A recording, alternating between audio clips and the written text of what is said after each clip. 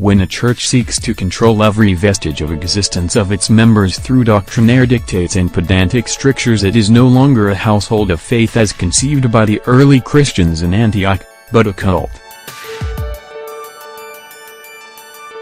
In the 1970s, churches built around personalities were popular. Jim Jones was a striking figure in the U.S. at this time.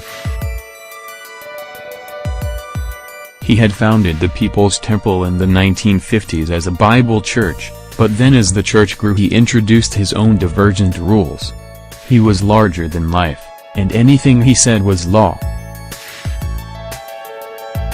The People's Temple became Jones and Jones became the People's Temple. His followers had already taken in too much of his doctrinaire barbiturate, hence could not save themselves. On November 18, 1978, at Jonestown in Guyana, Jones, an ordained Disciples of Christ pastor, led 900 of his followers to their death.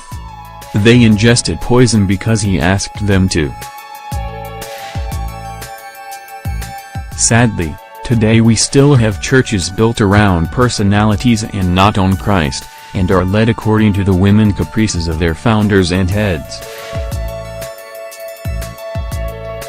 Why do I need to divulge my personal business to a church because I want to get married? Why do I need to strip myself of all dignity before my church because I want to get married?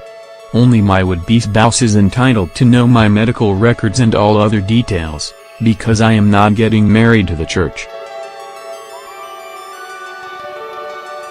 The Redeemed Christian Church of God's demand that intending couples do genital examination, as one of the pre-qualifications for getting married in the church, is fascist. It is an exercise of maximum control, and smacks of deliberate arrogance. Many marriages and relationships have collapsed because of the dictatorship of the church in general. The church must let people live within the boundaries of the principles of Christ, and not on the hunch and foibles of general overseers. Frederick is a writer, journalist and media entrepreneur.